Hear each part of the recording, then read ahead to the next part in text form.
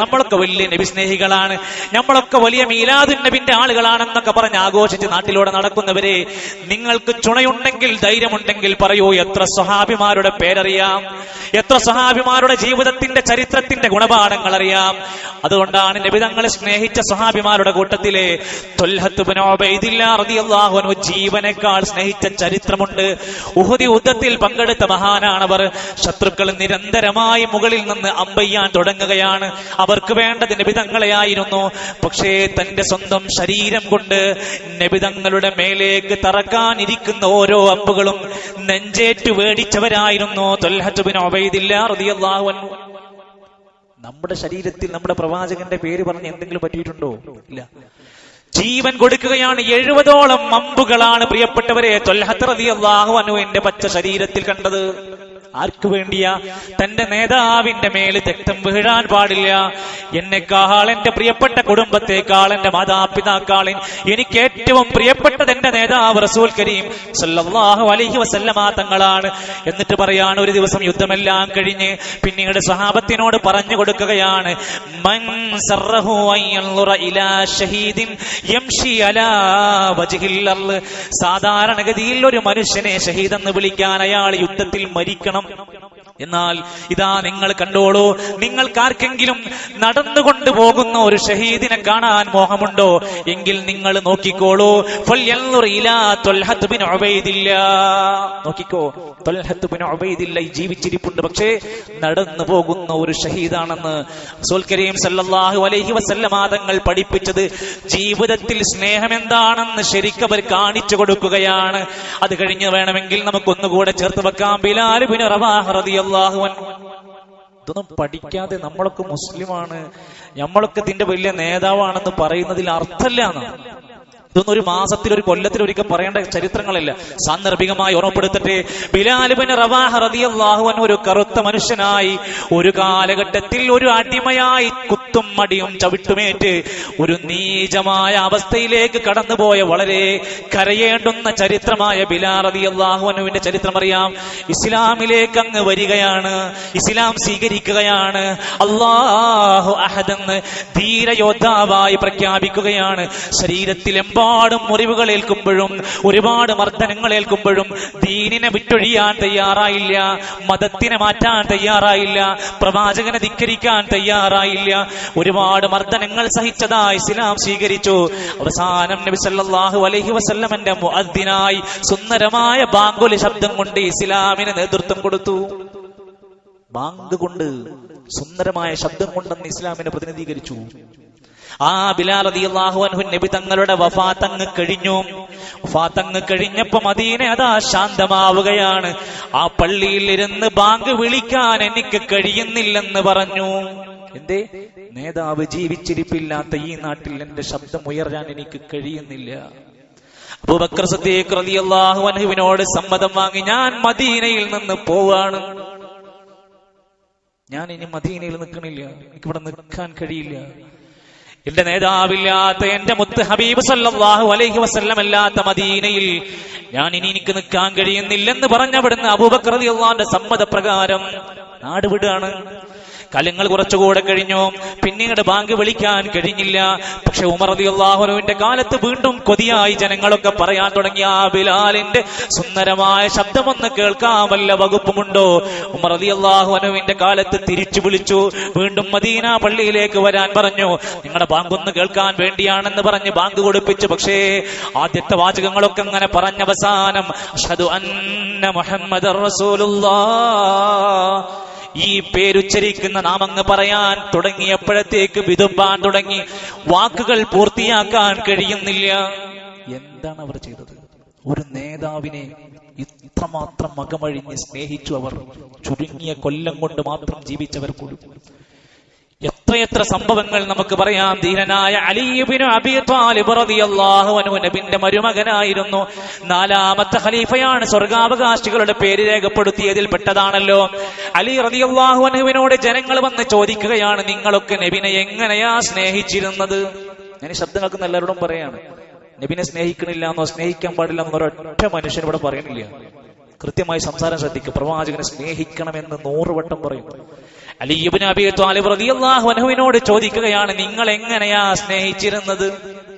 ഫഖാൽ, അലി റളിയല്ലാഹു അൻഹു പറഞ്ഞു, കാന വല്ലാഹി അഹബ്ബു ഇലൈനാ മിൻ അംവാലിനാ, ഞങ്ങൾക്ക് ഞങ്ങളുടെ വിലമതിപ്പുള്ള സമ്പത്തിനേക്കാൾ സ്നേഹം നബിനോടായിരുന്നു. നമുക്ക് നമ്മുടെ കച്ചവടത്തിന്റെ 5 മിനിറ്റ് ജമാഅത്തിന് ഒഴിവാക്കാൻ കഴിയുന്നില്ല. നമുക്ക് നമ്മുടെ ജുമാക്ക് ഒരു 10 മിനിറ്റ്, ബാങ്കിന് 10 മിനിറ്റ് മുമ്പ് എത്താൻ കഴിയുന്നില്ല. എന്നിട്ട് നമ്മൾ പറയുന്നത് എന്താണെന്നറിയോ? ഞങ്ങൾ സിന്ദാബാദിന്റെ ആൾക്കാരാണ്, ഞങ്ങൾ മീലാദുൽ നബിന്റെ ആളുകളാണ്, ഞങ്ങൾ നബിനെ സ്നേഹിക്കുന്നവരാണ്. എന്ത് സ്നേഹമാണ് നമുക്ക് പറയാനുള്ളത്? ജീവിതത്തിലേക്ക് എടുത്തു വെക്കണം. നമ്മൾ നമ്മളെ പറ്റി പരിശോധിക്കണം. അലി റളിയല്ലാഹു പറയാൻ, ഞങ്ങളുടെ സമ്പത്തിനേക്കാൾ വലുത് ഞങ്ങൾക്ക് നേതാവായിരുന്നു. ഔലാദിനാ, ഞങ്ങളുടെ പ്രിയപ്പെട്ട മക്കളെക്കാൾ ഞങ്ങൾക്ക് വലുത് റസൂൽ കരീം സല്ലല്ലാഹു അലൈഹി വസല്ലം ആയിരുന്നു.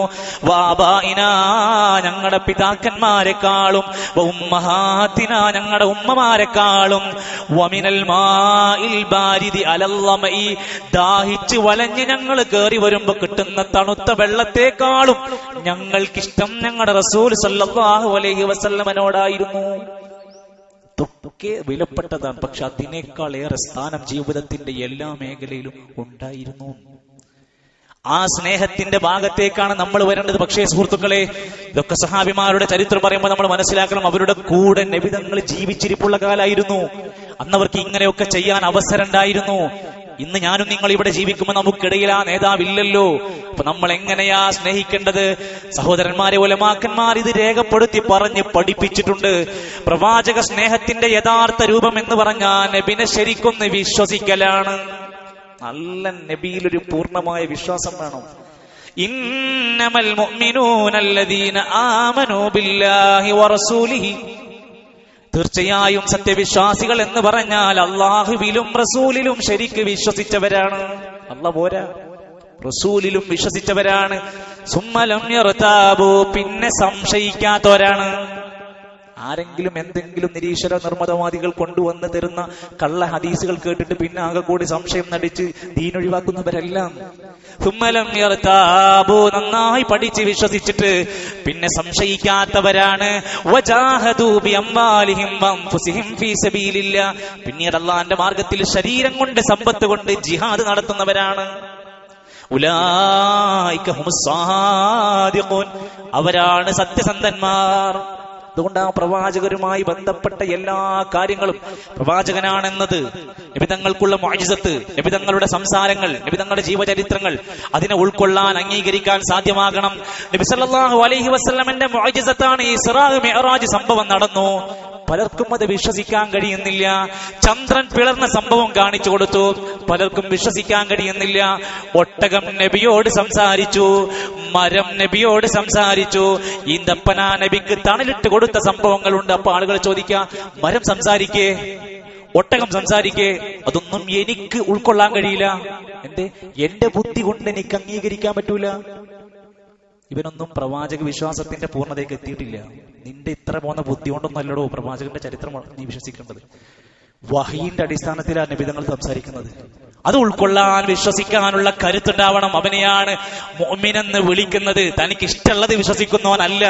നബി സല്ലല്ലാഹു അലൈഹി വസല്ലം തങ്ങൾ ജീവിതത്തിൽ ഒരിക്കൽ പോലും ഒരു കളവ് പറഞ്ഞിട്ടില്ല, പറഞ്ഞ് ഒരു സന്ദർഭവുമില്ല. അതുകൊണ്ട് ആ പ്രവാചകന്റെ സംസാരം പൂർണ്ണമായി സത്യമാണ്. അതുകൊണ്ട് വിശ്വസിക്കുന്ന സത്യവിശ്വാസികളെ നമ്മൾ എങ്ങനെയാ സ്നേഹിക്കേണ്ടത്? നബിനെ വിശ്വസിക്കണം. നബി തങ്ങളുടെ വിശ്വാസത്തിന്റെ ഭാഗമാണ് ത്വാഅതുഹു ഫീമാ അമർ. നബി എന്തൊരു കാര്യം കൽപ്പിച്ചിട്ടുണ്ടോ അത് അനുസരിക്കണം.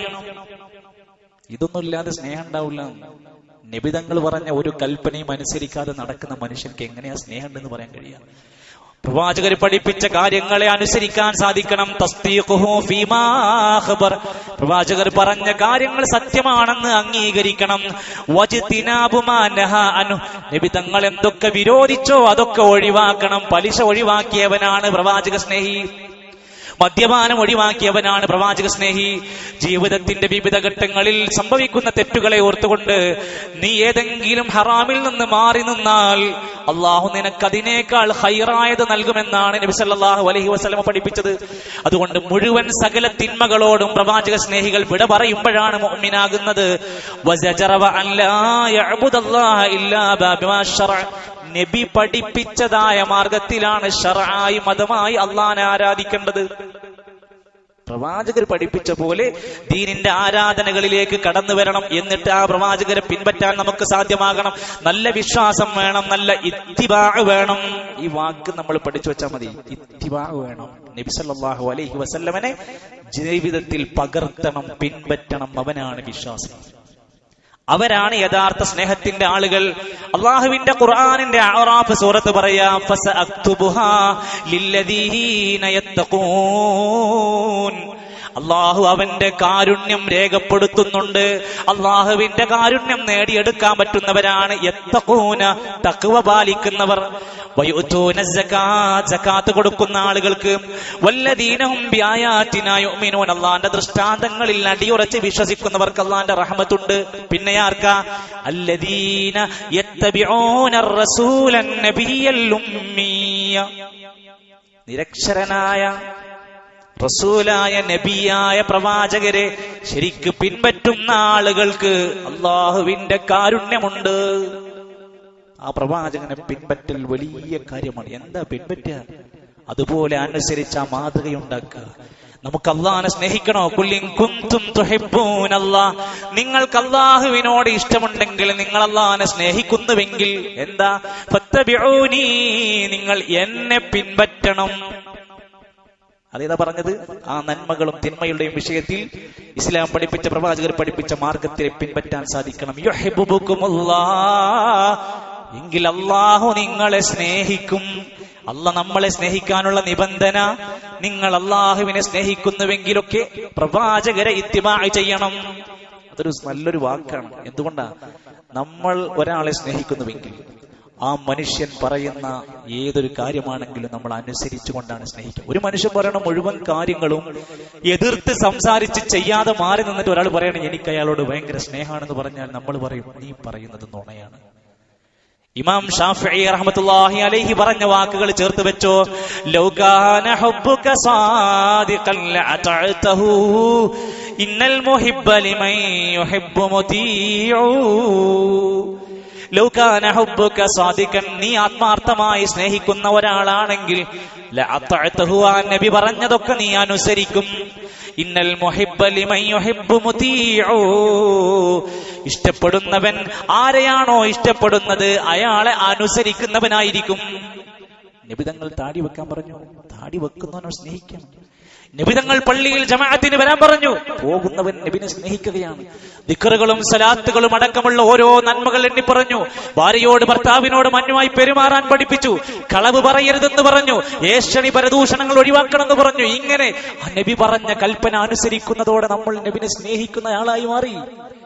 എന്നാൽ ആ നബി സല്ലല്ലാഹു അലൈഹി വസല്ലമ തങ്ങളെ പഠിപ്പിച്ച കാര്യങ്ങളെ ഒതൊന്നും ഒഴിയാതെ ജീവിതത്തിലേക്ക് കൊണ്ടുവന്നുകൊണ്ട് സുന്നത്തായ മാർഗം നമ്മൾ മുറുകെ പിടിക്കലാണ് യഥാർത്ഥ സ്നേഹം. വമൻ അഹബ്ബ സുന്നത്തി, ആര് എന്റെ സുന്നത്തുകളെ സ്നേഹിക്കുന്നുവോ അവൻ എന്നെ സ്നേഹിക്കുകയാണ്. നബിന്റെ സുന്നത്തുകളോട് ഭയങ്കര പുച്ഛവും നീരസും വെറുപ്പും, സുന്നത്തനുസരിച്ച് ജീവിക്കുന്നവനെ മുഴുവൻ പരിഹസിച്ച് നടക്കുക. എന്നിട്ടും ഒരാൾ പറയാൻ ഞങ്ങൾ പ്രവാചക സ്നേഹി എന്ന് പറഞ്ഞാലോ അംഗീകരിക്കില്ല. എന്തുകൊണ്ടാ? വമൻ അഹബ്ബനി കാന മഈ ഫിൽ ജന്ന, എന്റെ സുന്നത്തിനെ സ്നേഹിച്ച് എന്നെ സ്നേഹിക്കുന്നവരായാൽ അവർ എന്റെ കൂടെ സ്വർഗത്തിലാണ്. നേരെ തിരിച്ചു മനസ്സിലാക്കിക്കോ.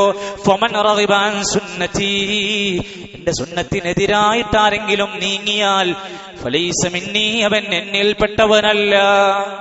നബി പഠിപ്പിച്ച സുന്നത്തിനെതിരെ ജീവിച്ചിട്ട് ഞാൻ നബി സ്നേഹിയാണെന്ന് പറയുന്നവർ ആലോചിച്ചോ. നബി പഠിപ്പിക്കാത്ത ചര്യകളും ആചാരങ്ങളും കൊണ്ടുവന്നാൽ അത് സ്നേഹമാകും. ഒരൊറ്റ ഉദാഹരണം എന്നത് മതി. ഈ ഒരു മാസത്തേക്ക് നിറക്കാനുള്ളത് ഒറ്റ സംഭവം മാത്രം പറയാ. ഓരോ വർഷങ്ങളും കടന്നു വരുമ്പോ എന്തെല്ലാം പ്രചരണങ്ങളാണ്. ഇസ്ലാമിലില്ലാത്ത 2 പെരുന്നാൾ എന്ന ആഘോഷത്തിന് പുറമെ 3ാമതൊരു ആഘോഷമുണ്ടാക്കി. ഈ ആഘോഷമുണ്ടാക്കിയിട്ട് അതിന് നബിദിനാഘോഷത്തിന്റെ പേര് പറഞ്ഞ് കൊണ്ടു നടക്കുകയാണ്. സഹോദരങ്ങളെ, പഠിക്കാൻ ആഗ്രഹിക്കുന്നുണ്ടോ? ഈ ചരിത്രം പഠിച്ചോ. ഇത് ആര് തുടങ്ങിയതാണ്? അവിടേക്ക് നമ്മൾ പോകേണ്ടത്. നിസ്കാരം എവിടുന്ന് തുടങ്ങിയത്? 14 നൂറ്റാണ്ട് മുമ്പ്. സ്വലാത്ത് എവിടുന്ന് തുടങ്ങിയത്? 14 നൂറ്റാണ്ട് മുമ്പ്. മീലാദുൻ നബി, നബിദിനാഘോഷം എവിടുന്ന് തുടങ്ങിയതാ? മഹാനായ പണ്ഡിതൻ ഇമാം തഖിയുദ്ദീനുൽ മഖ്രിസി റഹിമഹുല്ലാഹ് പറയുന്നു, ഇത് ഷിയാക്കൾ ആരംഭിച്ചതാണ്. ഏത് ഷിയാക്കൾ? ഷിയാക്കളിലെ ഗുലാത്തുകളായ അതിരുവിട്ട ചിന്താഗതിക്കാരായ ഫാത്തിമിയാക്കളും ഉബൈദിയാക്കളും ആരംഭിച്ചതാണ്. എന്തിനാണ് അവരത് തുടങ്ങിയത്? അവരാരാ? അവർ ആഘോഷിക്കുന്നവരാണ് ആമൽ ജദീദ്. പുതിയ ഹിജ്റ വർഷം വരുമ്പോ അന്ന് ന്യൂ ഇയർ ആഘോഷം അവർക്കുണ്ട്, ഷിയാക്കളിൽ ഫാത്തിമിയാക്കൾക്ക്. മുഹറം 10 അന്ന് ആഘോഷമുണ്ട്. നമുക്കൊക്കെ നോമ്പുള്ളൂ, അവർക്ക് ആഘോഷമാണ്. വമൗലിദുൻ നബി, നബിന്റെ മീലാദ് അവർ ആഘോഷിക്കുന്നു. വമൗലിദു അലി വഹസൻ വഹുസൈൻ വഫാത്തിമ റളിയല്ലാഹു അൻഹാ. അലിയാർ തങ്ങളെ, ഹസൻ, ഹുസൈൻ തുടങ്ങി ഫാത്തിമ റളിയല്ലാഹു അൻഹ വരെയുള്ള ആളുകളുടെ ഒക്കെ മീലാദ് ആഘോഷിക്കുന്നവരാണ് ഇവർ. അവരാണ് ചരിത്രത്തിൽ ഇത് ആദ്യം തുടക്കം കുറിച്ചത്. മനസ്സിലാക്കിക്കോ, നബി തങ്ങളല്ല, സ്വഹാബത്തല്ല, മദ്ഹബിന്റെ ഇമാമിങ്ങളല്ല. ഇനി പോട്ടെ, ഷിയാക്കളെ നമുക്ക് മാറ്റിവെക്കാം. അഹ്ലുസ് സുന്ന എന്ന് ബാക്കിയുള്ളവരെയാണല്ലോ വിളിക്കുക. അവരിൽ ആരാ ഇത് തുടക്കം കുറിച്ചത്? ഹിജ്റ 630 കാലഘട്ടങ്ങളിൽ ഭരണം നടത്തിയ മലിക്കുൽ മുദഫർ എന്ന ഒരു രാജാവ് ഉണ്ടാക്കിയതാണ്. സഹോദരങ്ങളെ, ഹിജ്റ 600 എന്ന് പറഞ്ഞ നബിതങ്ങളുടെ മരണം കഴിഞ്ഞ് 600 വർഷം കഴിഞ്ഞിട്ട്. അപ്പോ ആദ്യ കാലഘട്ടത്തിലെ സ്വഹാബത്ത് എവിടെ? താബിഈങ്ങൾക്കുണ്ടോ? താബിഈങ്ങൾക്കുണ്ടോ? ഇല്ല. ഇയാൾ ആരാണ്? ഇത് നമ്മൾ പറഞ്ഞതല്ല, ഇവരുടെ തന്നെ ഗ്രന്ഥങ്ങളിൽ കാണാം. മൗലിദ് കഴിക്കൽ മുമ്പ് പതിവില്ലാത്തതാ, അത് ഹിജ്റ 300 ശേഷം വന്നതാ. മലിക്കുൽ മുദഫർ ധീരനാം ഒരു രാജനാ, മൗലൂദ് കഴിക്കാൻ ഏറ്റവും പ്രിയമുള്ളനാ. ഒരു രാജാവ് മലിക്കുൽ മുദഫർ എന്ന ഭരണാധികാരി ഉണ്ടാക്കിയതാണ്. ഇതിന് ദീനിന്റെ ഒരു അസുലുമില്ല, ഒരു മദ്ഹബിന്റെ കിതാബിലുമില്ല. സഹോദരങ്ങളെ, പണ്ഡിതന്മാർ രേഖപ്പെടുത്ത ഇമാം സഖാവി റഹിമഹുല്ലാ പറയാ, മുൻകാലത്തുള്ള സഹാബത്തിനും സലഫുകൾക്കും ഇത് പരിചയമില്ല. ഇമാം ഫാഖഹാനി പറയാ, ഇതൊക്കെ പിൽക്കാലത്ത് അഖാലൂന, ചില തീറ്റക്കൊതിയന്മാരും ഷഹവാത്തുകളെ, ദേഹേച്ഛകളെ പിൻപറ്റുന്ന സ്വാർത്ഥന്മാരും ഒക്കെ ഉണ്ടാക്കിയതാണ്. ദീനുമായി ഇതിന് ബന്ധമില്ലെന്ന് എത്ര കൃത്യമാണ്. എന്നിട്ട് ഓരോരുത്തർ തന്നിഷ്ടങ്ങൾക്കനുസരിച്ച് വളച്ചൊടിക്കുക. ഇതുപോലെ പ്രവാചകൻ സല്ലല്ലാഹു അലൈഹി വസല്ലമയുടെ ജീവിത ചരിത്രത്തിലെ ഒരു വാളുമായി ബന്ധപ്പെട്ട ചരിത്രം എടുത്ത് തങ്ങൾക്ക് അനുകൂലമാക്കി ഈ നാട്ടിൽ പ്രശ്നങ്ങൾ ഉണ്ടാക്കാൻ വേണ്ടി ചരിത്രത്തെ വളച്ചൊടിച്ചതുപോലെ പിൽക്കാലത്ത് ഇതേപോലെ പുരോഹിതന്മാർ ആ നബി സല്ലല്ലാഹു അലൈഹി വസല്ലമയുടെ കാലഘട്ടത്തിലില്ലാത്ത നബി തങ്ങൾ മാതൃക കാണിക്കാത്തത് കൊണ്ടുവന്നിട്ട് ഭാരത് ജോഡോ യാത്രയിൽ രാഹുൽ ഗാന്ധി വന്നപ്പോൾ കോൺഗ്രസ്സുകാരൊക്കെ സന്തോഷിച്ചില്ലേ? ഇത് ഞങ്ങളുടെ നേതാവ് വന്ന മാസാണ്, അതുകൊണ്ട് ഞങ്ങൾ സന്തോഷിക്കുമെന്ന് പറയുന്ന ഈ പമ്പര വിഡ്ഢികളോട് ദീനൊന്ന് പഠിക്കണേ എന്നും മാത്രമേ പറയാൻ പറ്റൂ. ഒന്നും നമുക്ക് സംസാരിക്കാനില്ല, തർക്കിക്കാനില്ല. നിങ്ങൾ ഇതിന്റെ ദീനിയായ മാനദണ്ഡം ഒന്ന് പാലിക്കണേ. ഇതുമായി ബന്ധപ്പെട്ട കാര്യങ്ങൾ അല്പം വിശദീകരിക്കേണ്ടതുണ്ട്. ഇൻഷാ അല്ലാഹ് നമുക്ക് പഠിക്കണം. അല്ലാഹു സുബ്ഹാനഹു വ തആല ദീനറിഞ്ഞുകൊണ്ട് പ്രവാചകനെ യഥാർത്ഥ രൂപത്തിൽ ജീവിതത്തിൽ പിൻപറ്റി സ്നേഹിക്കുക. ആത്മാർത്ഥമായി നമ്മുടെ ജീവിതത്തിൽ, ശരീരത്തിൽ, നമ്മുടെ സമ്പത്തിൽ, നമ്മുടെ ജോലിയിൽ, വീട്ടിൽ, കുടുംബത്തിൽ, ദാമ്പത്യ ജീവിതത്തിൽ പ്രവാചക മാതൃക പിൻപറ്റി ശരിയായ മുത്തഖീങ്ങളായി ജീവിക്കാൻ നാം ആത്മാർത്ഥമായി ശ്രമിക്കുക. അല്ലാഹു അനുഗ്രഹിക്കുമാറാകട്ടെ. പരലോകത്ത് സ്വർഗത്തിന്റെ വാതിൽ ആദ്യമായി മുട്ടി തുറക്കുന്ന നബിതങ്ങൾ പോലും രോഗം കൊണ്ട് പ്രയാസപ്പെട്ടതായി നമ്മൾ മനസ്സിലാക്കണം. തലവേദന ആരംഭിച്ചു, മരണകാരണമായ രോഗത്തിന്റെ ഒരു തുടക്കമായിരുന്നു. അങ്ങനെ രോഗം വന്ന് വിഷമങ്ങളും പ്രയാസങ്ങളും ഒക്കെ ആയിക്കൊണ്ട് 11 ദിവസം നബി സല്ലല്ലാഹു അലൈഹി വസല്ലമ തങ്ങൾ അവിടുത്തെ ജമാഅത്ത് നമസ്കാരത്തിന് നേതൃത്വം നൽകി. നിസ്കരിക്കാൻ പോയി എന്നല്ല പറഞ്ഞു, നിസ്കാരത്തിന് നേതൃത്വം നൽകാൻ രോഗം കൊണ്ട്, വിഷമം കൊണ്ട് അനുഭവിക്കുമ്പോ പോലും പോവുകയാണ്. എന്തെങ്കിലുമൊക്കെ ചെറിയ ചെറിയ കാരണങ്ങളുടെ പേര് പറഞ്ഞ് ജമാഅത്ത് നമസ്കാരത്തിൽ മൈൻഡ് ചെയ്യാത്തവര്, ആ നമസ്കാരത്തിന്റെ പ്രത്യേകത ഉൾക്കൊള്ളാത്തവരൊക്കെ മനസ്സിലാക്കാം. ആയിഷ റളിയല്ലാഹു അൻഹയുടെ വീട്ടിൽ താമസിക്കണം, അവിടെ കഴിയണമെന്ന് നബി തങ്ങൾക്ക് ഈ രോഗാവസ്ഥയിൽ ആഗ്രഹം തോന്നി. ഓരോ ദിവസവും ചോദിക്കും, ആയിഷ ബീവിന്റെ വീട്ടിൽ എന്റെ അവസരം എന്നാണ്. അങ്ങനെ അവസരം ഒത്തുവന്ന സമയത്ത് എല്ലാവരോടും തന്റെ താല്പര്യം ആവശ്യപ്പെട്ടു. ഫളൽ ഇബ്നു അബ്ബാസ് റളിയല്ലാഹു അൻഹുവിന്റെയും അലി ഇബ്നു അബീ ത്വാലിബ് റളിയല്ലാഹു അൻഹുവിന്റെ 2 സ്വഹാബിമാരുടെ തോളിൽ കൈയിട്ടുകൊണ്ട് കാലുകൾ നിലത്തുകൂടെ വലിച്ചിഴച്ച് ആയിഷ ബീവിന്റെ വീട്ടിലേക്ക് കൊണ്ടുപോയി ആക്കിക്കൊടുക്കുകയാണ്. ആലോചിക്കണം, നടക്കാൻ കഴിയാത്ത അത്രയും പ്രയാസം അനുഭവിക്കും. ആ നേതാവിന്റെ ആ ദിവസങ്ങൾ ശക്തമായ വേദനയായിട്ട് തലയിൽ ഒരു കെട്ട് തുണി കൊണ്ട് കെട്ടിവെച്ചിരിക്കുകയാണ്. അവശത കാരണം കൊണ്ട് 2 കാലും നിലത്തങ്ങ് വലിച്ചഴച്ചുകൊണ്ടാ പോകുന്നത്. നേരെ ആയിഷാ ബീവിന്റെ വീട്ടിലേക്ക് എത്തി. ഖുത്ബ കേൾക്കുന്ന, ശബ്ദം കേൾക്കുന്ന സഹോദരിമാർ, ഭാവിയിൽ ഇത് കേൾക്കാൻ പോകുന്നവർ നോക്കൂ നിങ്ങൾ, തന്റെ ഭർത്താവ് രോഗവുമായി വീട്ടിലേക്ക് വന്നു എന്നറിഞ്ഞപ്പോ നമ്മളൊക്കെ മനസ്സിലേക്ക് ആദ്യം കയറി വരിക കുറെ ഇംഗ്ലീഷ് ഗുളികകളുടെ പേരായിരിക്കും. അല്ലെങ്കിൽ നമ്മൾ അടുത്ത ആൾ പറയും ഇന്ന ആയുർവേദം കാണിക്കുക, അല്ലെങ്കിൽ ഇന്ന ഹോമിയോ, അല്ലെങ്കിൽ യുനാനി, അല്ലെങ്കിൽ അക്യുപഞ്ചർ, എന്തെങ്കിലുമൊക്കെ പറയും. അല്ലെങ്കിൽ നമ്മുടെ മനസ്സിലേക്ക് ഏറ്റവും സൂപ്പർ സ്പെഷ്യാലിറ്റി വലിയ വലിയ ഹോസ്പിറ്റലുകൾ നമ്മുടെ മനസ്സിലേക്ക് ഇങ്ങനെ ഓടി വരും. ആയിഷാ റളിയല്ലാഹു അൻഹന്റെ അടുക്കലേക്ക് രോഗിയായി ഭർത്താവ് കയറി വന്നപ്പോ ആയിഷാ ബീവിക്ക് ആദ്യം കിട്ടിയത് ഖുൽ ഹുവല്ലാഹു അഹദ്, ഖുൽ അഊദു ബിറബ്ബിൽ ഫലഖ്, ഖുൽ അഊദു ബിറബ്ബിൻ നാസ്.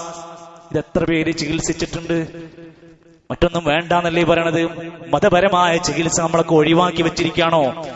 ആയിഷാ റളിയല്ലാഹു അൻഹ നബി തങ്ങളുടെ കൈകൊണ്ട് നബിക്ക് ഇങ്ങനെ ഓതിക്കൊടുത്ത് നബിന്റെ കൈകൊണ്ട് മേലാകെ തടവിക്കൊടുത്തു. ആ കൈയിന്റെ ബറക്കത്ത് ആയിഷാ ബീവിന്റെ കൈയിനില്ലല്ലോ. അങ്ങനെ തടവിക്കൊടുത്ത് രോഗത്തിന്റെ ചികിത്സ. അവിടെ ഭർത്താവിനെ ചീത്ത പറയല്ല, അത് നിങ്ങൾ കാരണം കൊണ്ടാണ്, നിങ്ങൾ നടക്കാത്തതുകൊണ്ടാണ്, നിങ്ങൾ മഴ കൊണ്ടതുകൊണ്ടാണ്, നിങ്ങൾ ശ്രദ്ധിക്കാത്തതുകൊണ്ടാണെന്നൊന്നും പരാതി പറയാതെ കൃത്യമായ നല്ല രൂപത്തിലുള്ള ചികിത്സ ആരംഭിക്കുകയാണ്. നബി സല്ലല്ലാഹു അലൈഹി വസല്ലമ മരിക്കുന്നതിന്റെ 5 ദിവസങ്ങൾക്ക് മുമ്പ് ഒരു പ്രത്യേക സംഭവം രേഖപ്പെടുത്തി ഹദീസിൽ കാണാൻ സാധിക്കുകയാണ്. ശക്തമായ തലവേദന. ആലോചിക്കല്ലോ, ഇവിടെ മൈഗ്രെയിനൊക്കെ ഉള്ള ആളുകളൊക്കെ ഉണ്ടാവും. നമുക്ക് അതിന്റെ വേദന ഒന്ന് പൊറുതിമുട്ടുന്ന ആൾക്കാരുണ്ടാവും. ഒന്ന് എവിടെങ്കിലും ഒന്ന് കിടന്നാൽ മതി എന്ന് തോന്നിപ്പോവും. ഒരു വെയിലടിക്കുമ്പോഴത്തേക്ക് അല്ലെങ്കിൽ ഒരു കാറ്റടിക്കുമ്പോഴത്തേക്ക് തലവേദനിക്കുന്ന എത്ര ആളുകൾ ഉണ്ടാകും. ഈ ശക്തമായ തലവേദന വന്നപ്പോ നബി തങ്ങൾ പറഞ്ഞു, ഒന്ന് തലയിലൂടെ വെള്ളം ഒഴിച്ചു തരൂ, ഒരു ആശ്വാസം കിട്ടാൻ തണുത്ത വെള്ളം ഒഴിച്ചു തരൂ. അവര് സഹാബത്ത് സഹായം ചെയ്തു കൊടുത്തു, വെള്ളം ഒഴിച്ചു കൊടുത്തു. ചെറിയ ഒരു ആശ്വാസം കിട്ടിയപ്പോ പതുക്കെ പള്ളിയിലേക്ക് പോവുകയാണ്. പള്ളി ഒഴിവാക്കാൻ കഴിയില്ല. നേരെ പള്ളിയിലേക്ക് പോയി. ആ മദീനയിലെ പ്രസിദ്ധമായ റൗദയുടെ അടുത്തുള്ള മിമ്പർ ഉണ്ടല്ലോ, മിമ്പറിൽ അങ്ങ് കയറി ഇരുന്നിട്ട് പറഞ്ഞു, ഇന്നഅബ്ദൻ ഖയ്യറഹുല്ലാഹ് ബൈന യുതിയഹു മിൻ സഹറത്തിദ് ദുനിയാ മാഷാ. ഒരടിമക്ക് അല്ലാഹു ദുനിയാവിന്റെ സൗകര്യങ്ങൾ, അലങ്കാരങ്ങൾ തെരഞ്ഞെടുക്കാൻ സ്വാതന്ത്ര്യം കൊടുത്തു. വബൈനമാ ഇൻദഹു, അല്ലാഹുവിന്റെ അടുത്ത് ഒരുക്കി വെച്ചതും തെരഞ്ഞെടുക്കാൻ സ്വാതന്ത്ര്യം കൊടുത്തു. ഫഖ്താറ മാ ഇൻദഹു, ആ അടിമ അല്ലാഹുവിന്റെ അടുത്തുള്ള സൗകര്യങ്ങൾ ഏറ്റെടുക്കാൻ തീരുമാനിച്ചു. സ്വഹാബിമാർക്കൊന്നും മനസ്സിലായില്ല, ആരെ പറ്റിയാ പറയുന്നത്, എന്താ ഈ പറയുന്നത്? ഒരാൾക്ക് മനസ്സിലായി. ആ മനസ്സിലായത് ആർക്കെന്നറിയോ? തന്റെ കൂടെ ഒരുപാട് സമയം ചെലവഴിച്ച പ്രിയപ്പെട്ട സുഹൃത്ത് അബൂബക്കർ സിദ്ദീഖ് റളിയല്ലാഹു അൻഹുവിന് മനസ്സിലായി ഇത് നബിനെ പറ്റിയാണ്, ഇത് നബി തങ്ങളുടെ മരണത്തെക്കുറിച്ചാണെന്ന് മനസ്സിലാക്കി. സുഹൃത്താണെങ്കിൽ ഒരു ചെറിയ സൂചന മതിയാകും, പറയേണ്ടതില്ല. പെട്ടെന്ന് മനസ്സിലാക്കി. ഫബക്കാ അബൂബക്കർ. സുഹൃത്തുക്കളെ, മരിച്ചിട്ടില്ല, മരിക്കാൻ പോകുന്നെന്ന സൂചന കേട്ടപ്പോഴത്തേക്ക് ഫബക്കാ അബൂബക്കർ സിദ്ദീഖ് റളിയല്ലാഹു അൻഹു ആ ഹദീസ് അങ്ങ് കേട്ടപ്പോൾ കരയാൻ തുടങ്ങി. വഖാല ഫിദൈനാക ബിആബായിനാ വഉമ്മഹാതിനാ ഫഅജിബ്നാ ലഹു. അബൂബക്കർ സിദ്ദീഖ് റളിയല്ലാഹു വികാര നിർഭരനായി സംസാരിച്ചു. ഇത് നബിനെ പറ്റിയാണ് പറയുന്നത്. നബി അള്ളാന്റെ അടുത്തുള്ള പരലോകത്തിന് ഒരുങ്ങാൻ തീരുമാനിക്കുകയാണെന്നുള്ള മനസ്സിലാക്കി. ഇത് കേട്ടപ്പോ നബി സല്ലല്ലാഹു അലൈഹി വസല്ലമ തങ്ങൾ തന്റെ പ്രിയപ്പെട്ട സുഹൃത്ത് അബൂബക്കർ സിദ്ദീഖ് റളിയല്ലാഹു അൻഹുവിനെ പറ്റി പറയുകയാണ്. ഈ നാട്ടിൽ ഒരുപാട് സഹാബിമാരുണ്ട്, ഞാൻ ഒരുപാട് മനുഷ്യരുടെ കൂടെ ജീവിച്ചിട്ടുണ്ട്. പക്ഷേ ഇന്ന മിന്ന മന്നിന്നാസി അലയ്യ ഫീ സുഹ്ബതിഹി വമാലിഹി അബൂബക്കർ. എനിക്കെന്റെ ജീവിതത്തിൽ ഏറ്റവും വിശ്വസ്തതയുള്ള, എനിക്ക് ഏറ്റവും ഇഷ്ടപ്പെട്ടത് അബൂബക്കറിനെയാണ്. അവരുടെ കൂടെയുള്ള സമ്പത്തിലാണ്, അവരുടെ കൂടെയുള്ള ജീവിതമാണ്. ഈ ലോകത്തൊരു മനുഷ്യന് എന്റെ ജീവിതത്തിൽ ഖലീലാകാൻ എനിക്ക് കിട്ടിയിരുന്നെങ്കിൽ ഞാൻ എന്റെ ഉമ്മത്തിൽ അബൂബക്കറിനെ ഖലീലാക്കുമായിരുന്നു. എന്തേ? നബി സല്ലല്ലാഹു അലൈഹി വസല്ലമ പറഞ്ഞത് വിശ്വസിച്ച് എല്ലാ ഘട്ടങ്ങളിലും താങ്ങും തണലുമായി കൂടെ നിന്ന ആ അബൂബക്കർ സിദ്ദീഖ് റളിയല്ലാഹു അൻഹുവിനെ വേണ്ടുന്ന ഒരു ശ്രദ്ധ കൊടുത്ത സ്വഹാബത്തിനോട് അബൂബക്കർ റളിയല്ലാഹു അൻഹുവിനോടുള്ള അംഗീകാരത്തിന്റെ സൂചനയായി മരിക്കുന്നതിന്റെ ആ തൊട്ട് 5 ദിവസങ്ങൾക്ക് മുമ്പ് ഉപദേശിക്കുകയാണ്. ഇതൊന്നും നമുക്ക് കിട്ടാനുള്ള അവസരം ഉണ്ടാവണമെന്നില്ല സുഹൃത്തുക്കളെ. അതൊക്കെ പറയാനുള്ളതൊക്കെ നേരത്തെ കൂട്ടി പറയണമെന്നാ ഹദീസുകളിൽ കാണാൻ സാധിക്കും. നിങ്ങൾക്ക് നിങ്ങളുടെ കുടുംബത്തോട്, മക്കളോട് വസിയത്തുകളായി എന്തെങ്കിലും പറയാനുണ്ടെങ്കിൽ അത് കിടക്കുന്നതിന് മുമ്പ് നിങ്ങൾ എഴുതി വെക്കണം എന്നാണ്. നേരം പുലരുമ്പോ നമ്മൾ ഉണ്ടെന്ന് പറയാൻ കഴിയില്ലല്ലോ. നബി സല്ലല്ലാഹു അലൈഹി വസല്ലം ഉപദേശം കൊടുക്കുകയാണ്, അഖ്വഫു മാ അഖാഫു അലൈക്കും മാ യുഖ്രിജുല്ലാഹു ലക്കും മിൻ സഹറത്തിദ് ദുനിയാ. എന്റെ ഉമ്മത്തിൽ എനിക്ക് ഏറ്റവും പേടി തോന്നുന്ന കാര്യം നിങ്ങൾക്ക് ദുനിയാവിന്റെ എല്ലാ സഹറത്തുകളും നിങ്ങൾക്ക് പുറത്താകുമോ? നിങ്ങൾക്ക് ദുനിയാവിലെ എല്ലാ ബറക്കാത്തുകളും നിങ്ങൾക്ക് നഷ്ടപ്പെടുമോന്നാണ് ഞാൻ പേടിക്കുന്നത്. ഒരുപാട് സമ്പത്തുണ്ടായിട്ട് ബറക്കാത്തുള്ളതില്ലാതെ പോകുമോ എന്ന് എനിക്ക് പേടിയാണ്. അടുത്ത ഉപദേശം കേൾക്കണം, മരിക്കുന്നതിന്റെ മുമ്പുള്ള ഉപദേശമാണ്. ലഅനത്തുല്ലാഹി അലൽ യഹൂദി വന്നസാറാ. യഹൂദികളെ നസാറാക്കളെ അല്ലാഹ് ശപിച്ചിരിക്കുന്നു. എന്തേ കാരണം? ഇത്തഖദൂ ഖുബൂറ അംബിയാഇഹിം മസാജിദാ. ഈ ഒരു ഹദീസെങ്കിലും നമ്മുടെ നാട്ടിലെ മുഴുവൻ പള്ളിക്കാരും ശ്രദ്ധിച്ചിട്ടുണ്ടെങ്കിൽ പിന്നെ ഒരു ജാറത്തിന്റെ വരുമാനം എടുക്കാൻ കഴിയോ? പിന്നെ ഒരു ആണ്ട് ഉറൂസിന് വകുപ്പുണ്ടോ? ലഅനത്തുല്ലാഹി അലൽ യഹൂദി വന്നസാറാ. ഒരു നേതാവിനോട് ഒരു അല്പം സ്നേഹം ഉണ്ടെങ്കിൽ മരിക്കുന്നതിന്റെ കുറച്ച് ദിവസം മുമ്പ് പറഞ്ഞ ഒരു ഉപദേശമെങ്കിലും സ്വീകരിച്ചൂടെ? ഇത്തഖദൂ ഖുബൂറ അംബിയാഇഹിം മസാജിദ. അവർക്ക് ശാപം കിട്ടാനുള്ള കാരണം അവർ അമ്പിയാക്കന്മാരുടെ ഖബറുകളെ ആരാധനാ കേന്ദ്രങ്ങളാക്കി മാറ്റി. നിങ്ങളത് ചെയ്യരുത്. അതൊരു സൂചനയാണ്. ഞാൻ മരിച്ചാലും അങ്ങനെ ഉണ്ടാകാൻ പാടില്ല എന്നുള്ളതിന്റെ അടയാളമാണ്. പിന്നെ നബി തങ്ങൾ അടുത്ത ഉപദേശം കൊടുത്തു, അല്ലാഹുമ്മ ലാ തജ്അൽ ഖബരീ വതനൈ യുഅബദ്. അല്ലാഹുവിനോടൊരു പ്രാർത്ഥനയാണ്, അല്ലാഹ് ഞാൻ മരിച്ചാൽ എന്റെ ഖബറിനെ ഒരു ആരാധിക്കപ്പെടുന്ന വിഗ്രഹമാക്കി മാറ്റരുത്. ഖബർ എങ്ങനെ വിഗ്രഹാവുന്നു? അതിനെ ആരാധിക്കാൻ തുടങ്ങിയാൽ വിഗ്രഹത്തിന്റെ സ്ഥാനത്തായി. അങ്ങനെയാകരുത്. ഇങ്ങനെ നബി സല്ലല്ലാഹു അലൈഹി വസല്ലം എന്തൊക്കെ വിലപ്പെട്ട ഉപദേശം നൽകി. നബി തങ്ങൾ ഒരിക്കൽ പറഞ്ഞു, ലാ തത്റൂനി, നിങ്ങൾ എന്നെ അമിതമായി പ്രശംസിക്കല്ലേ. കമാ തറത്തിൻ നസാറാ ഈസ ഇബ്നു മറിയം.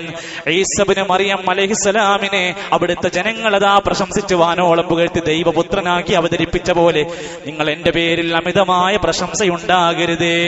ഇത് പറഞ്ഞ ആ കൽപ്പന നമ്മൾ പാലിക്കേണ്ടതിന് പകരം നമ്മൾ പാടി പറഞ്ഞ് പ്രശംസിച്ച് തുടങ്ങി എവിടെ എത്തിയെന്നാൽ മദ്ഹ് പറഞ്ഞ് പ്രശംസിക്കുന്നതിന് പകരം നബിനെ അപമാനിക്കുന്ന വാക്കുകളാണ് പാടിക്കൊണ്ടിരിക്കുന്നത്.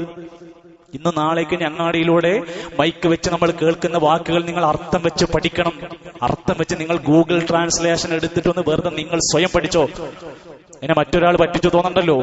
ആ പറയുന്ന വാക്കിതാണ്, യാ റബ്ബി സ്വല്ലി അലൻ നബി മുഹമ്മദി മിൻജിൽ ഖലായികി മിൻ ജഹന്നമ ഫീ ഗദി. എന്റെ നബി തങ്ങളുടെ പേരിൽ സ്വലാത്തുണ്ടാവട്ടെ. ശരി, നല്ല കാര്യമാണ്.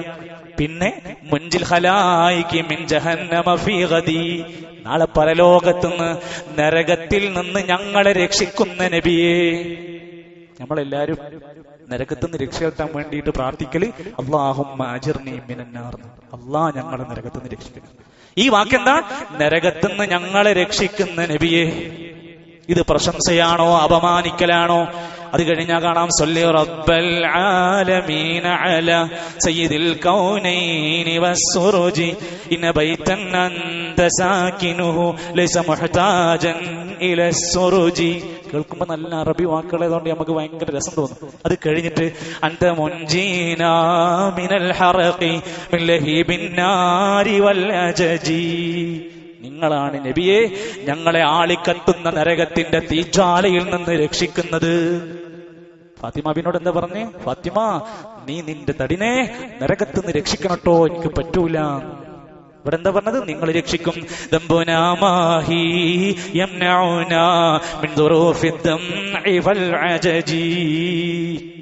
അതുകൊണ്ട് ഞങ്ങളുടെ കണ്ണുനീർ ഉറ്റി വീഴാൻ സാധ്യതയുള്ള ആ കാര്യത്തിൽ നിന്ന് ഞങ്ങളൊക്കെ രക്ഷിക്കണം. ഞങ്ങളുടെ പാപങ്ങളൊക്കെ പുറത്തു തരണം നബി.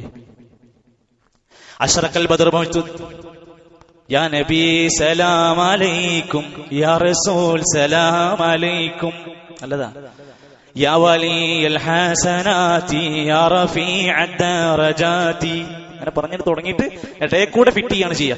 കഫിറൻ അന്നി ദുനൂബി വഗ്ഫിറൻ ലിസയ്യാതി. നബിയേ, എന്റെ എല്ലാ ചെറുതും വലുതുമായ എല്ലാ പാപങ്ങളും നിങ്ങൾ പുറത്തു തരണം. നിങ്ങൾ ആരാ? അൻത ഗഫാറുൽ ഖതായ വദ്ദുനൂബിൽ മുബിഖാതി. നിങ്ങൾ ഗഫാറാണ്. അള്ളാന്റെ പേരാണ് ഗഫാർ, അള്ളാന്റെ പേരാണ് ഗഫൂർ. ഇതൊക്കെ നബിക്ക് ഇട്ടുകൊടുത്തു. അൻത ഗഫാറുൽ ഖതായ വദ്ദുനൂബിൽ മുബിഖാതി. ഇങ്ങനെ ചില ഉദാഹരണങ്ങൾ പറഞ്ഞതാ. ഇതൊരിക്കലും പ്രശംസകളല്ല. നബി സല്ലല്ലാഹു അലൈഹി വസല്ലമനെ സ്നേഹിക്കുന്ന മനുഷ്യരാണെങ്കിൽ ഒരിക്കലും ആ ഉപദേശങ്ങളെ ചവിട്ടി മാറ്റാൻ കഴിയൂല. നബി സല്ലല്ലാഹു അലൈഹി വസല്ലമന്റെ വസിയത്തുകൾ ധാരാളമായി ഇവിടെ ഇന്ന് പുലർത്തേണ്ട, അത് ശരിയാക്കി പാലിക്കേണ്ടവരാണ് നമ്മളെങ്കിൽ ആ നബിന്റെ വിയോഗം പോലും ആഘോഷിക്കുന്ന അവസ്ഥയാണ്. അവർ ഒരിക്കലും നബിന്റെ വസിയത്തുകൾ അനുസരിക്കുന്നില്ല. മരിക്കുന്നതിന്റെ 4 ദിവസം മുമ്പ് ഒരു വ്യാഴാഴ്ച ദിവസം നബി തങ്ങൾ പ്രത്യേകമായ ചില ഉപദേശങ്ങളൊക്കെ കൊടുത്തു. ജസീറത്തുൽ അറബിനെ കുറിച്ച് പറഞ്ഞു, മുശ്രിക്കീങ്ങളെ കുറിച്ച് പറഞ്ഞു. പിന്നെ പറഞ്ഞു, നിങ്ങൾ ഒരിക്കലും നിസ്കാരത്തിന്റെ കാര്യത്തിൽ ഒഴിവ് വരുത്തരുത്. കല്യാണമാണ്, ടൂറാണ്, സൽക്കാരാണ്, ഇതൊന്നും നിസ്കാരം ഒഴിവാക്കാൻ കാരണമല്ല. നിങ്ങൾ ഏത് ഘട്ടത്തിലും നമസ്കാരം ഒഴിവാക്കരുതെന്ന ഉപദേശം കൊടുത്തു. നബി സല്ലല്ലാഹു അലൈഹി വസല്ലമ രോഗം മൂർച്ഛിച്ച ഘട്ടത്തിൽ വരെ 4 നേരം ജനങ്ങൾക്ക് ഇമാമായി നിൽക്കാൻ കഴിഞ്ഞു. ഇശാഇന്റെ സമയം എത്തിയപ്പോഴത്തേക്ക് നബിന്റെ ബോധം നഷ്ടപ്പെടുകയാണ്. ബോധം വന്നപ്പോഴും ചോദിക്കുന്നത്, അവർ നമസ്കരിച്ചോ? അസ്വല്ലന്നാസ്, അവർ നിസ്കരിച്ചോ എന്നാണ്. അവിടെ ആളുകൾ നിസ്കരിക്കണില്ലേ, അതിൽ വീഴ്ച വരുത്തരുതേ എന്ന് ബോധം തെളിഞ്ഞു വരുമ്പോഴും ചോദിക്കുകയാണ്. അങ്ങനെ ചിലപ്പം ബോധം വരുമ്പോ പറയുന്നുണ്ട്, എനിക്ക് ലേശം വെള്ളം സൗകര്യമാക്കി കാട്ടി, എന്റെ തലയിലൂടെ ഒന്ന് വെള്ളം ഒഴിച്ചു തരാൻ വേണ്ടിയിട്ട് അങ്ങനെയൊക്കെ ആവശ്യപ്പെട്ടു. അങ്ങനെ ബോധം തെളിഞ്ഞു വരുമ്പോഴൊക്കെ നമസ്കാരത്തിന്റെ കാര്യം ഇടക്കിടക്ക് ചോദിക്കുകയാണ്.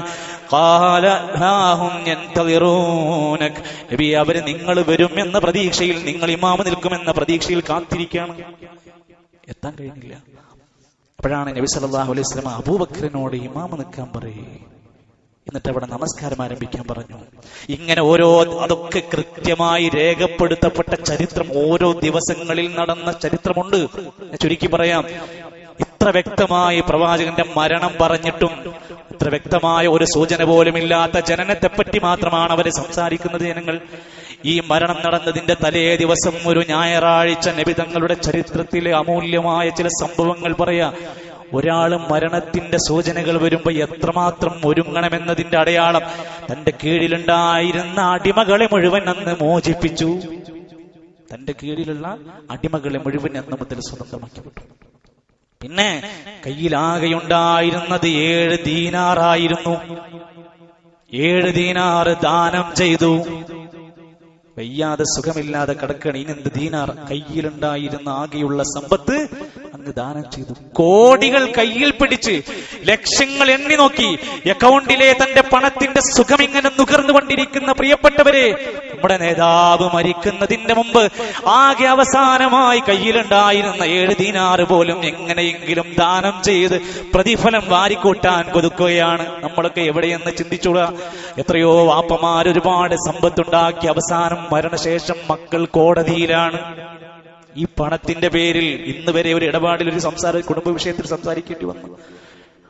സമ്പത്തിന്റെ പേരിൽ അതൊന്ന് വീതിച്ചെടുക്കാൻ പോലും പറ്റാതെ, ഒന്ന് ഒപ്പിട്ട് കൊടുക്കാൻ പോലും തയ്യാറാവാതെ കുടുംബത്തിലെ ജ്യേഷ്ഠാനുജന്മാര് പെങ്ങളുമാര് വരെ തല്ലിലാണ് സമ്പത്തിന്റെ പേരിൽ. ഇവിടെയാണ് മാതൃകയായി പഠിപ്പിക്കുകയാണ്. കയ്യിലുണ്ടായിരുന്ന ഒരു വാളുണ്ടായിരുന്നു, ഒരുപാട് യുദ്ധങ്ങളിലൊക്കെ സഹായിച്ചത്, അതും എടുത്ത് ദാനം ചെയ്തു. വീട്ടിലെ കാര്യങ്ങൾ നടത്താൻ ആയിഷ ബീവിക്കൊന്ന് വിളക്കിലൊന്ന് എണ്ണ ഒഴിക്കാൻ പോലും ഇല്ലാത്തത് കൊണ്ട് കടം മേടിച്ചുകൊണ്ട് സഹായം ആവശ്യപ്പെട്ടത് എങ്ങം വരെ അയൽവാസിയിൽ നിന്നുണ്ടായി. അവസാന നിമിഷം പോലും നബി സല്ലല്ലാഹു അലൈഹി വസല്ലമ തങ്ങൾ ഇങ്ങനെയൊക്കെ ഘട്ടത്തിലും നമസ്കാരത്തിന്റെ ഗൗരവം ഇടക്കിടക്ക് ഓർമ്മപ്പെടുത്തി. അതാ തൊട്ട് റസൂൽ സല്ലല്ലാഹു അലൈഹി വസല്ലമന്റെ മരണം വരുന്ന ആ സമയം വരുന്ന രംഗത്ത് പറയുന്നുണ്ട്, എനിക്കെന്തോ എന്നറിയില്ല, പണ്ട് ഹൈബറിന്റെ പരിസരത്ത് വെച്ച് ആ പെണ്ണ് തന്ന ആ വിഷം പുരണ്ട ഭക്ഷണമില്ലേ ആയിഷ, അതിന്റെ വേദന ഞാൻ ഇപ്പോഴും അനുഭവിക്കുന്നുണ്ട്. ഒരു വിഷം കഴിച്ച ഭക്ഷണത്തിന്റെ അംശം, അതിന്റെ വേദന ഞാൻ ഇന്നും അനുഭവിക്കുന്നുണ്ട്. വേദന ഇങ്ങനെ കൂടി വരാൻ തുടങ്ങിയപ്പോ ഫാത്തിമ ബീവി വാപ്പാനെ കാണുകയാണ്. ഏതൊരു പെൺകുട്ടികൾക്കും തന്റെ മക്കൾ തന്നെ നിനക്ക് വാപ്പാനോടുള്ള വല്ലാത്തൊരു സ്നേഹമുണ്ടാകും. ഫാത്തിമ ബീവിക്ക് അത് ഉണ്ട്. ഇവിടുന്ന് പറയാണ്, വാ കർബാബ, എന്റെ വാപ്പാക്ക് എന്ത് വിഷമമാണ്, എന്ത് വേദനയാണ്. നബി തന്റെ മകളെ സമാധാനിപ്പിക്കുകയാണ്. ലൈസ അലാ അബീക കർബുൻ ബഅദൽ യൗം, ഇന്ന് കഴിഞ്ഞാ നിങ്ങളുടെ വാപ്പാക്കിനി ഒരു പ്രയാസവും ഉണ്ടാകൂല. സമാധാനിപ്പിച്ചു കൊടുക്കുക. മറ്റൊരു രംഗം കാണാൻ സാധിക്കും. മരണസമയത്ത് ആയിഷ റളിയല്ലാഹു അൻഹയുടെ മടിയിൽ കിടന്നുകൊണ്ട് സല്ലല്ലാഹു അലൈഹി വസല്ലമ മിസ്വാക്ക് കൊണ്ട് പല്ല് തേപ്പിച്ചു കൊടുത്ത് ആയിഷ ബീവി കടിച്ച് നല്ല മയപ്പെടുത്തിട്ട് നബിന്റെ വായിലേക്ക് വെച്ചു കൊടുത്തു. പ്രിയപ്പെട്ടവരെ, ഈ രംഗം പറയാണ്, തുവഫിയൻ നബി സല്ലല്ലാഹു അലൈഹി വസല്ലമ ഫീ ബൈത്തിഹി, നബി തങ്ങൾ മരിക്കുന്നത് എന്റെ വീട്ടിൽ വെച്ചായിരുന്നു. ആയിഷ ബീവി പറയാ, എന്റെ വീട്ടിൽ വെച്ചാണ്. വഫീ നൗബതിഹി, എന്റെ അവസരത്തിലായിരുന്നു. വബൈന സഹരി വനഹരി, എന്റെ മടിത്തട്ടിൽ, എന്റെ വിരിമാറിൽ, എന്റെ കാലിൽ കിടന്നാണ് നബി തങ്ങൾ മരിച്ചത്. വജമഅല്ലാഹു ബൈന റീഖി വരീഖിഹി, എന്റെയും നബിന്റെയും മുഅ്മിനീരാണ് അവസാനമായി ചേർന്നത് ആ റാക്കിലൂടെ. സഹോദരങ്ങളെ, ഒരുപാട് കാലം ഭാര്യമാരുടെ കൂടെ ജീവിച്ചിട്ട് അവസാനം ആ ഭാര്യമാരുടെ തൃപ്തിയിലും സന്തോഷത്തിലും മരിക്കാൻ കഴിയാത്ത എത്രയെത്ര വാപ്പമാരുണ്ട്, ഭർത്താക്കന്മാരുണ്ട്. സമൂഹത്തിൽ വലിയ വലിയ വിപ്ലവകാരികൾ, ചിന്താ ഗവേഷകന്മാര്, വിദ്യാഭ്യാസ വിചക്ഷണന്മാര്, ഭാര്യയില്ല, മക്കളില്ല, കുടുംബങ്ങളില്ലാതെ അലയുന്ന എത്ര പേരെ കാണാൻ സാധിക്കുകയാണ്. നേതാവാകുന്ന നമ്മുടെ മുത്ത് റസൂൽ കരീം സല്ലല്ലാഹു അലൈഹി വസല്ലം മാതൃക പഠിപ്പിക്കുകയാണ്. ഭാര്യമാരുടെ സ്നേഹലാളനയിൽ, അവിടുത്തെ പരിചരണത്തിൽ, അവിടുത്തെ മടിത്തട്ടിൽ കിടന്നുകൊണ്ട് മരിക്കാൻ കഴിയുക ഒരു കുടുംബനാഥന് ലഭിക്കുന്ന വലിയ ഒരു ഭാഗ്യമായി അവിടെ കാണാൻ സാധിക്കുകയാണ്. അവസാന സമയത്തതാ വേദന ഇങ്ങനെ മൂർച്ഛിക്കാൻ തുടങ്ങിയപ്പോൾ നബിക്ക് മനസ്സിലായി. അവിടുന്ന് പറയാൻ തുടങ്ങി, ലാ ഇലാഹ ഇല്ലല്ലാഹ് ഇന്നലിൽ മൗതി സകറാത്ത്. സഹോദരങ്ങളെ, ഈ നേതാവ് പോലും പറഞ്ഞ വാക്ക് നോക്ക് നിങ്ങൾ. മരണത്തിന് വല്ലാത്ത വേദനയാണ്, കടിച്ചമർത്താൻ കഴിയാത്ത, ഗുളിക കൊണ്ട് മരുന്ന് കൊണ്ട് മാറ്റാൻ കഴിയാത്ത വല്ലാത്ത വേദന മരണത്തിനുണ്ടെന്നാണ് പറയുന്നത്. എന്നിട്ട് ഫിർറഫീഖിൽ അഅ്ലാ എന്ന് 3 തവണ കൈകൾ ഉയർത്തിയിട്ട് പറയുകയാണ്. അവിടെ വെച്ച് ആയിഷ ബീവിന്റെ മടിയിൽ കിടന്നുകൊണ്ട് അവസാനത്തെ ശ്വാസവും നിലക്കുകയാണ്. ഈ രംഗം അങ്ങ് കാണുന്നതോടുകൂടെ അബൂബക്കർ റളിയല്ലാഹു അൻഹു കരയാൻ തുടങ്ങി. ഉമർ ഇബ്നു ഖത്താബ് റളിയല്ലാഹു അൻഹു എല്ലാം ബോധവും നഷ്ടപ്പെട്ടവനെ പോലെയായി. അനസ് ഇബ്നു മാലിക് റളിയല്ലാഹു അൻഹു പറയാ, മദീനയാകെ ഇരുട്ടായ പോലെയായി. എല്ലാ വെളിച്ചമുണ്ടായിട്ടും അവിടുന്ന് കരയുകയാണ് ആളുകൾ. വല്ലാത്ത വിഷമത്തോടുകൂടെ അവരാ രംഗം ഓർമ്മിച്ചെടുക്കുകയാണ്. ഒരു ളുഹാ നമസ്കാരത്തിന്റെ, ഒരു ളുഹായുടെ സമയത്താണ് ഈ മരണം നടന്നിരിക്കുന്നത്. ആ ളുഹായുടെ സന്ദർഭത്തിൽ നബി സല്ലല്ലാഹു അലൈഹി വസല്ലമയുടെ മരണം നടക്കുകയാണ്. ആ മരണം നടന്ന സമയത്ത് ഇന്ന് നാട്ടിൽ നടന്നുകൊണ്ടിരിക്കുന്നത് എന്താണ്? ആ സമയത്ത് മുട്ടും പാട്ടുമൊക്കെയാണ്, ഘോഷയാത്രകളാണ്, വഴിതടയലുകളാണ്, മുട്ടായി വിതരണങ്ങളാണ്, പലതും നടക്കുകയാണ്. പ്രിയപ്പെട്ടവരെ, നബി തങ്ങൾ പറഞ്ഞു, വഴിയിൽ കിടക്കുന്ന ഉപദ്രവങ്ങൾ നീക്കം ചെയ്യലാണ് ഇസ്ലാമിലെ സുന്നത്ത്. വഴി തടയലല്ല, ബ്ലോക്ക് ഉണ്ടാക്കലല്ല ഇസ്ലാമിലെ സുന്നത്ത്. എന്ത് പേര് പറഞ്ഞാലും, അത് ഹർത്താലായാലും ബന്ദായാലും സമരമായാലും ഏത് സംഘടനയായാലും ഏത് പാർട്ടിയായാലും, ഇമാതത്തുൽ അദാ അനിത് ത്വരീഖ്, വഴിയിൽ നിന്ന് തടസ്സങ്ങൾ നീക്കണം, വഴി തടസ്സപ്പെടുത്തുക, വാഹനങ്ങൾക്ക് കല്ലെറിയുക, കടകൾ അടപ്പിക്കുക, വിദ്യാഭ്യാസ സ്ഥാപനങ്ങൾ പൂട്ടിക്കുക, അങ്ങനെ കോടിക്കണക്കിന് രൂപയുടെ നഷ്ടങ്ങൾ ഉണ്ടാക്കുന്ന ചെറിയ ചെറിയ പാർട്ടികൾ മുതൽ വലിയവർ വരെ ഏതൊക്കെ ആളുകളാണെങ്കിലും മുസ്ലിമായ മനുഷ്യനതിനെ പിന്തുണക്കാൻ കഴിയൂല. ഇത് നബി സല്ലല്ലാഹു അലൈഹി വസല്ലമ പഠിപ്പിച്ച വലിയൊരു അധ്യാപനമാണ്. ഇങ്ങനെ ഈ സന്ദർഭത്തിലൊക്കെ നമ്മൾ മനസ്സിലാക്കണം, എന്തൊരു മുസീബത്ത് നമുക്ക് ബാധിക്കുമ്പോഴും നമ്മൾ ആലോചിക്കണം. ഇദാ സാബ അഹദുകും മുസീബ, നിങ്ങൾക്ക് ആർക്കെങ്കിലും എന്തെങ്കിലും ഒരു മുസീബത്ത് ബാധിച്ചാൽ ഫല്യദ്കുർ മുസീബതഹു ബി, ഞാൻ കാരണം നിങ്ങൾക്കുണ്ടായ വിപത്തിനെ കുറിച്ച് അഥവാ നബിന്റെ മരണത്തെ കുറിച്ച് നിങ്ങൾ ആലോചിക്കണം. ഫഇന്നഹാ മിൻ അഅ്ളമിൽ മസാഇബി, വിപത്തുകളിൽ, പ്രയാസങ്ങളിൽ, ദുരിതങ്ങളിൽ വെച്ച് ഏറ്റവും വലിയ ദുരിതം നബി സല്ലല്ലാഹു അലൈഹി വസല്ലമയുടെ മരണമാണ്. ഖിയാമത്ത് നാളിന്റെ 10 അടയാളങ്ങളിൽ ഒന്ന് പറഞ്ഞിരിക്കുന്നത് വഫാത്തി, എന്റെ മരണമാണ്. അതുകൊണ്ട് അത് ആലോചിക്കുക, അതിൽ നിന്ന് പഠിക്കുക. ദീനിനെ നാട്ടിൽ നിന്ന് പഠിക്കാതിരിക്കുക. മൊറോക്കോയിലുണ്ട്, ജോർദാനിലുണ്ട്, ഫലസ്തീനിലുണ്ട്, അവിടെയുണ്ട്, ഇവിടെയുണ്ടെന്ന് പറയുമ്പോൾ ചിന്തിക്കുക, അള്ളാഹുവിന്റെ ഖുർആനിലും നബി സല്ലല്ലാഹു അലൈഹി വസല്ലമയുടെ ഹദീസിലും ഇത്തരത്തിൽ ഈ ദീനിനെതിരായ ആഘോഷങ്ങൾ നടക്കുമ്പോൾ ചിലരെങ്കിലും ചോദിക്കുന്നുണ്ട്, നിങ്ങൾ എന്തിനാ ഇതൊക്കെ പറയുന്നത്? സഹോദരങ്ങളെ, തെറ്റ് കണ്ടാൽ നമ്മൾ എന്താ ചെയ്യേണ്ടത്? മിണ്ടാതിരിക്കേ. മൻ റആ മിൻകും മുൻകറൻ ഫൽയുഗയ്യിർ ബിയദിഹി, കൈ കൊണ്ട് തടുക്കണം. ഓ ബിലിസാനിഹി, അല്ലെങ്കിൽ നാവ് കൊണ്ടെങ്കിലും അതിനെ തടുക്കാൻ നോക്കണം. എന്നാൽ നമ്മൾ ചില സമയങ്ങൾ മിണ്ടാതിരിക്കണം. അതെവിടെയാ? മൻ കാന യുമിനു ബില്ലാഹി വൽ യൗമിൽ ആഖിർ, നിങ്ങൾക്ക് പരലോകത്തിലും അല്ലാഹുവിനെ വിശ്വാസമുണ്ടോ? ഫൽയഖുൽ ഖൈറ, നിങ്ങൾ നല്ലത് പറയണം. ഔലിയസ്മത്, അല്ലെങ്കിൽ മിണ്ടാതിരിക്കണം. നമ്മുടെ നാവുകൊണ്ട് മറ്റുള്ളവർക്ക് ഷർറ് പരത്തുക, മറ്റുള്ളവരെ ചീത്ത വിളിക്കുക, അങ്ങനത്തെ ഘട്ടം വരികയാണെങ്കിലോ മിണ്ടാതിരിക്കണം. എന്നാൽ തിന്മ കാണുമ്പോൾ എല്ലാവരും മിണ്ടാതിരിക്കല്ല വേണ്ടത്, പറയാനുള്ളത് നമ്മൾ പറയണം. അത് സ്നേഹത്തിന്റെയും സൗഹാർദ്ദത്തിന്റെയും നസീഹത്തിന്റെയും അവസരങ്ങൾ ഉപയോഗപ്പെടുത്തി മാന്യമായി നമ്മളത് ബോധ്യപ്പെടുത്തുക. എന്റെ സഹോദരങ്ങളെ, ആ റസൂൽ കരീം സല്ലല്ലാഹു അലൈഹി വസല്ലമയുടെ മരണത്തിന്റെ പാഠങ്ങളെ ശരിക്കും ഉൾക്കൊള്ളാൻ, അതിൽ നിന്ന് ഏറിയ ചിന്തയോടുകൂടെ ജീവിക്കാൻ അല്ലാഹു നമുക്ക് തൗഫീഖ് പ്രദാനം ചെയ്യുമാറാകട്ടെ.